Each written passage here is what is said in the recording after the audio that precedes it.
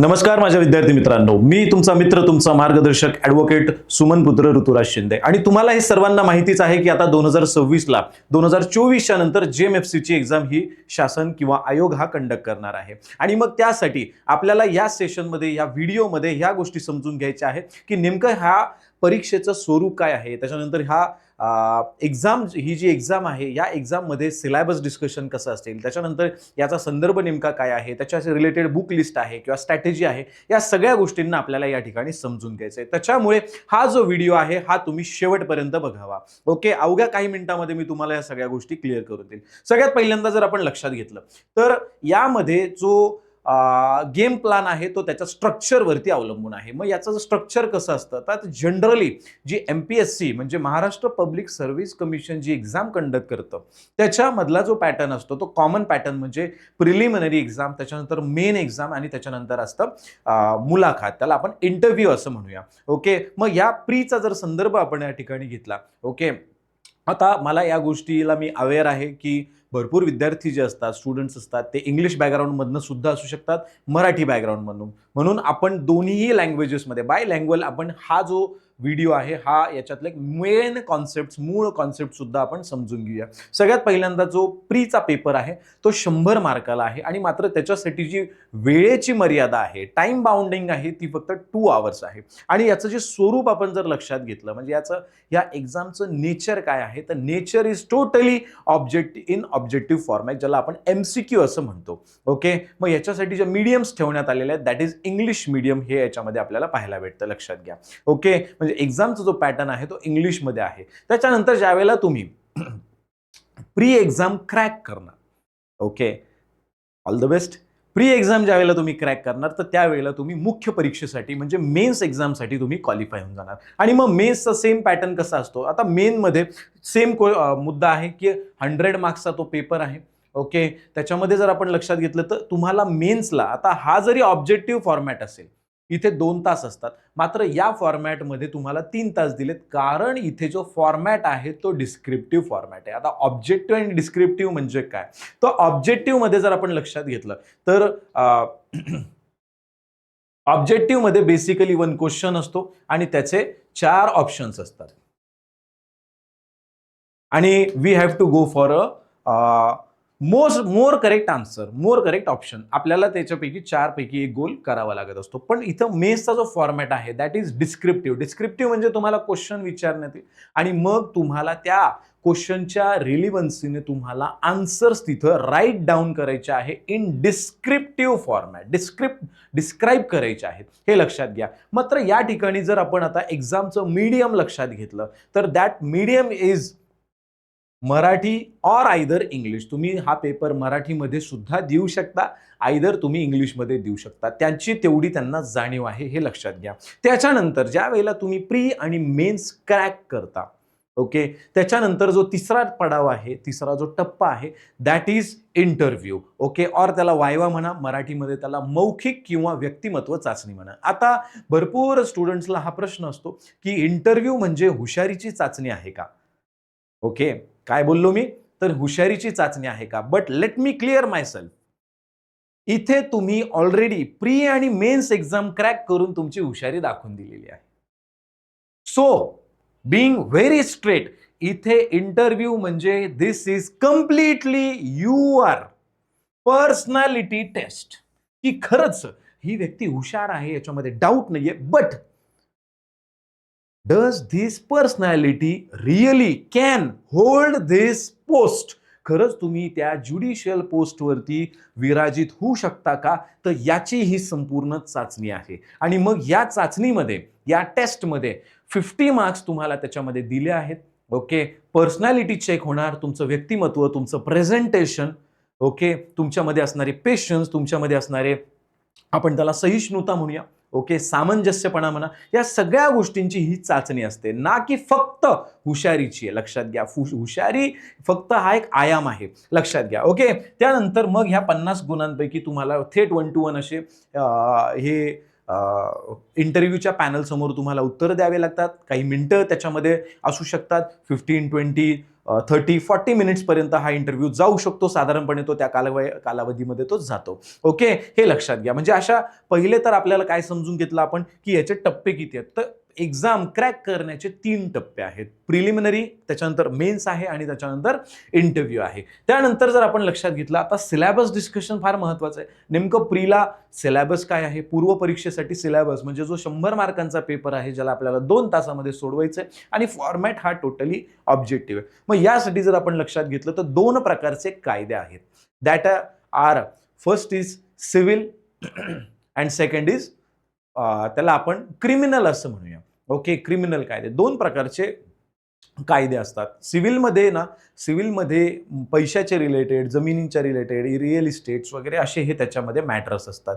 आणि क्रिमिनलमध्ये totally offensive matter असतात, जिथे ब्लड, खून, लूट, चोरी, बलात्कार, मर्डर, हाफ मर्डर अशा गोष्टी जिथे इन्व्हॉल्व असतात, they are known as criminal. म्हणजे the provisions mention in the law, it is known as criminal laws. लक्षात घ्या. मग सिव्हिलमध्ये कुठले कुठले कायदे आहे, एक तर CPC आहे, सिव्हिल प्रोसिजर कोड आहे. ओके, त्याच्यानंतर ट्रान्सफर ऑफ प्रॉपर्टी ऍक्ट आहे. म्हणजे आता प्रॉपर्टी ज्या ट्रान्सफर होतात आहे की नाही, मग त्याच्यामध्ये कोणत्या कोणत्या बेसिसवर होतात, कोणते कोणते क्लॉज त्याला जबाबदार असतात, या सगळ्या गोष्टींचा आधार आपल्याला त्याच्यामध्ये घ्यायचा आहे. त्यानंतर स्पेसिफिक रिलीफ ऍक्ट आहे, विशिष्ट अनुतोष कायदा सुद्धा त्याला म्हटलं जातं मराठीमध्ये. त्यानंतर लॉ ऑफ कॉन्ट्रॅक्ट्स आहे. त्याच्यानंतर sales of goods act and partnership act आहे. म्हणजे तुम्हाला भविष्यात कोणाशी जर पार्टनरशिप करायचे तर तुम्हाला हे कायदे महत्वाचे असतात. त्यानंतर भाडे नियंत्रण कायदा आहे, लक्षात घ्या. ओके, हाच आहे रेंट कंट्रोल आणि त्याच्यानंतर लिमिटेशन मर्यादा कायदा. या अशा अनेक गोष्टी त्याच्यामध्ये आपल्याला अभ्यासायला भेटतात. त्यानंतर very interesting part, that is फौजदारी कायदे. या फौजदारीमध्ये आता तुम्ही अलीकडे ऐकलं असेल की नवीन कायदे आलेले 2024 पासून, हो की नाही, बट स्टील ज्या कायद्यांनी पिढ्यानपिढ्या वर्षानुवर्ष त्यांनी ह्या न्यायदानाची सेवा केली, गाईड म्हणून काम केलं, तर ते कायदे सहजासहजी सिलेबसमध्ये मधून ते काढले जात नाहीत. तर त्यांचा सुद्धा कम्पॅरेटिव्हली अभ्यास आपल्याला करावा लागतो. लक्षात घ्या. कारण नवीन कायदे जरी आले तर 100% सगळेच कायदे बदलले असं नाहीये. लक्षात घ्या. या कायद्यांमध्येच काही चेंजेस घडून आणले, काही कलम जे आता बार्ड झालेली आहेत, आउटडेट झाली, ती काढून टाकली, काहींच्या शब्दरचना वर्डिंग्स चेंज करण्यात आल्या.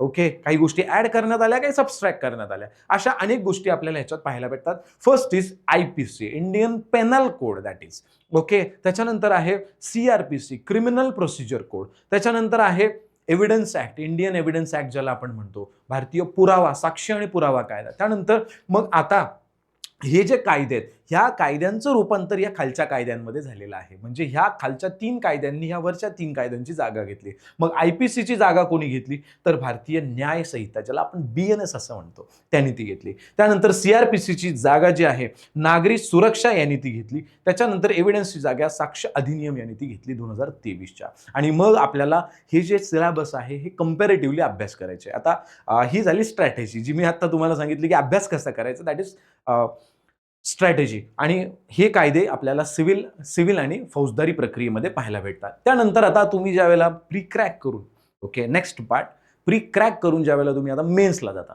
ओके, मी तुम्हाला काय बोललो की मेन्सला सुद्धा 100 मार्कच आहे, पण मात्र याच्यासाठी वेळ किती ठेवलाय, तर दॅट इज 3 आवर्स. हे आपण समजून घेऊया. कारण का, कारण परत एकदा मी यासाठी सांगतो की इथे जो फॉर्मॅट आहे आता एक्झामचा, दॅट इज डिस्क्रिप्टिव्ह. म्हणजे सगळ्यात मोठं चॅलेंज हेच असतं की तुम्हाला आता एखादी गोष्ट डिस्क्राईब करायची आहे, त्याला एक्सपांड करायचं आहे, त्याला इलॅबोरेट करायचं आहे, आणि मग ते कायद्यामधून त्याला रूपांतर आणि त्या प्रश्नाशी असणारी, त्या परिस्थितीशी असणारी रिलिव्हन्सी सुद्धा चेक आपल्याला या ठिकाणी करावा लागतो. मग ह्याच्यामध्ये सिव्हिल प्रोसिजरमध्ये आपल्याला ऑर्डर्स आहे, ऑर्डर रूल्स आहे, सूट्स आहे, अपील्स आहे, ओके, एक्झिक्युशन आहे, अशा अनेक गोष्टी याच्यामध्ये आपल्याला आहे. त्याच्यानंतर ट्रान्सफर ऑफ प्रॉपर्टी, आता कायदे तेच आहेत, फक्त आता इलॅबोरेट करतोय आपण. ओके, त्याच्यामध्ये बघा सेल आहे, मॉर्गेजेस आहेत, लीज आहे, गिफ्ट दिलंय, एक्सचेंज दिलंय, हो की नाही, त्या अशा अनेक गोष्टी आहेत. त्याच्यानंतर स्पेसिफिक रिलीफ ऍक्ट मध्ये काय आहे बुवा, तर त्याच्यामध्ये स्पेसिफिक परफॉर्मन्स आहे.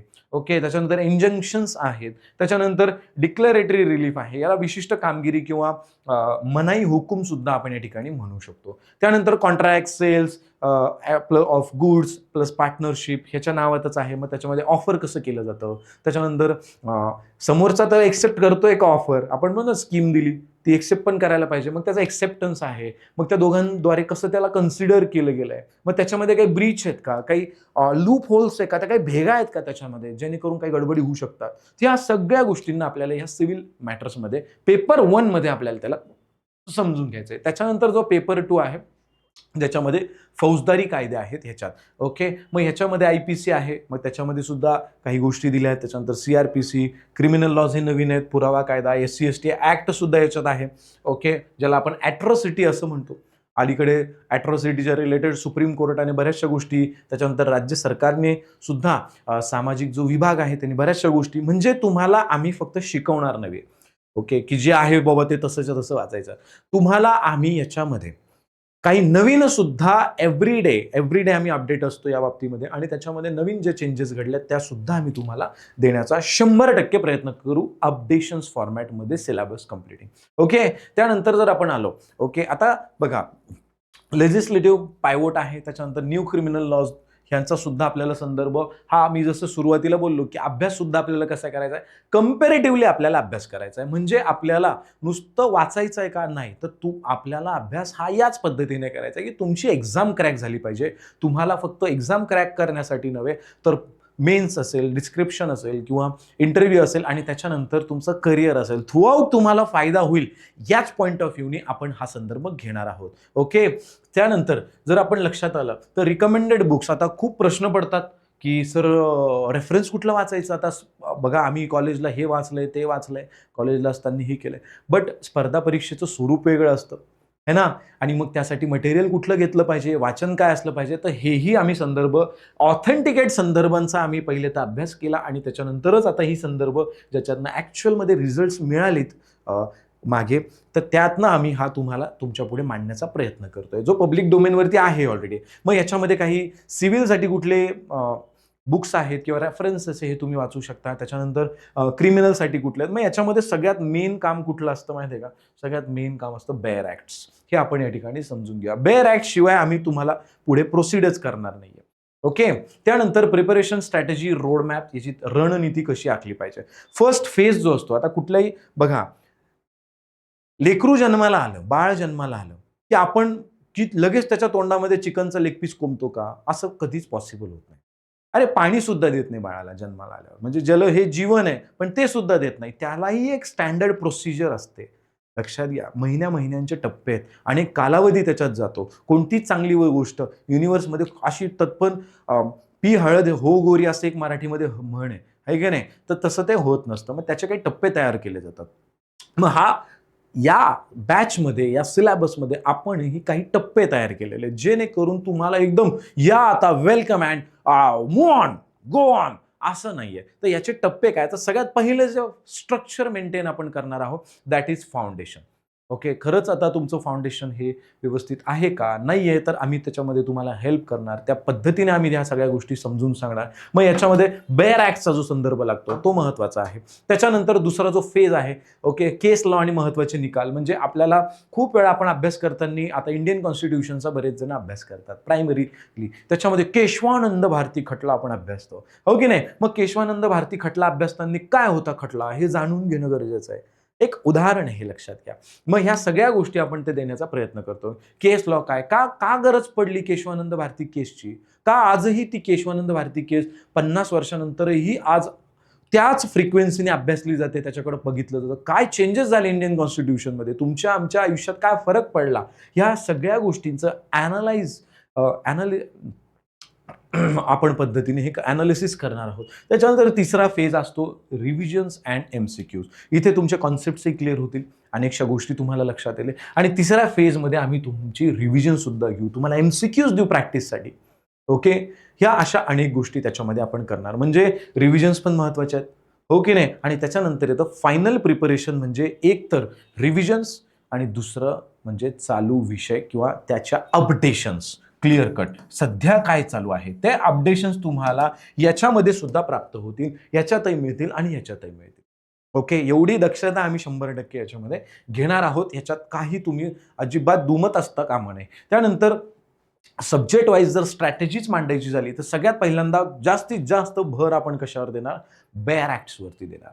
ओके, त्याच्यानंतर दुसरा केस लॉ नोट्स, त्याच्यानंतर मॉक टेस्ट ह्या सुद्धा महत्त्वाच्या असतात. ओके, नाही मॉक टेस्ट.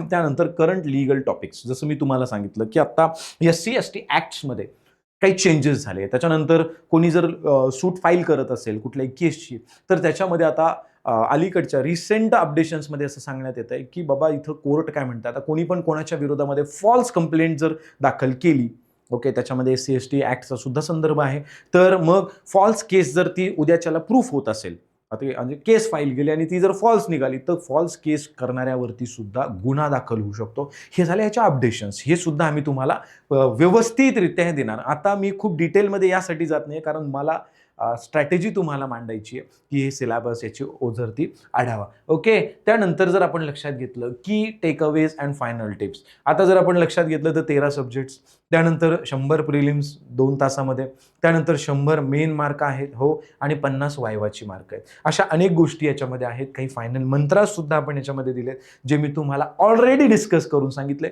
आहे की नाही. आणि यासाठी आता करायचंय कुठून, मी जसं तुम्हाला मागे पण सांगितलं की आपल्याकडे खूप सुंदर अशी आणि एकदम व्हॅलिड वर्थ अशा टीमने एक कोर्स तयार केलेला आहे. ओके, लाईव्ह प्लस रेकॉर्डेड फॉर्मॅटमध्ये तो आहे, हे लक्षात घ्या.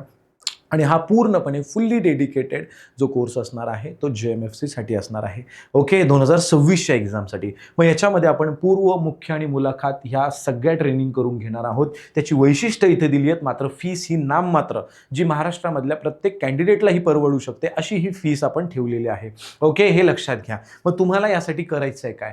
ओके, तर तुम्ही GS बाय उत्तम गोरे हे ॲप्लिकेशन डाउनलोड करा प्ले स्टोअरवरनं आत्ताच्या आता, आणि मग ही बॅच परचेस करत असताना या ठिकाणी जर तुम्हाला काही तांत्रिक अडचणी आल्याच, तर तुम्ही या नंबरवरती 10 ते 6 मध्ये तुम्ही फोन करू शकता. ओके, त्या संदर्भात अजून एक बॅच आपण सुरुवात केलेली आहे. प्रथम वर्ग पूर्व परीक्षेची तयारी करणारी ही बॅच आहे. ओन्ली 3999 मध्ये ही बॅच आपण तुम्हाला देत आहोत. याच्या फीसेस हे जे ठेवलेले आहेत हे फक्त सगळ्यांना ते परवडेल. त्याच्यानंतर तुम्हाला व्यवस्थित तो वर्कआउट करता येईल. त्याच्यानंतर तुम्हाला याच्यामध्ये PDF असतील, सगळ्या काही गोष्टी मिळतील. त्याच्यानंतर व्ह्यूज आहे, वर्षभरामध्ये तुम्ही किती पण ते व्ह्यूज बघू शकता, काही तुम्हाला बंधन नाही आहे, किती वेळाही तुम्ही बघू शकता, काही अडचण नाही. सेम तुम्हाला जर ही बॅच घ्यायची असेल तर सेम प्रोसिजर आहे. GS बाय उत्तम गोरे ॲप्लिकेशन प्ले स्टोअरवरनं डाउनलोड करणे, आणि काही तांत्रिक अडचणी आल्या तर तुम्ही या नंबरवरती संपर्क साधू शकता. सो आय होप ह्या काही मिनिटांमध्ये आपण बऱ्याचशा गोष्टींवर, सिलेबस असेल, स्ट्रॅटेजी असेल, कुठल्या गोष्टींवर आपण भर देणार आहोत, ह्या सगळ्या गोष्टी मी तुम्हाला सांगण्याचा जो प्रयत्न केला हा तुम्हाला निश्चित कळाला असेल, समजलं असेल. आणि हा व्हिडिओ जास्तीत जास्त ॲस्पिरंट्सपर्यंत पोहोचवा, आणि मोठ्या प्रमाणात तुम्ही हे जे सेशन सुरू होतील यूट्यूबला होतील तर तुम्ही लाईव्ह येण्याचा सुद्धा प्रयत्न करावा. मी तुमची रजा घेतो. धन्यवाद.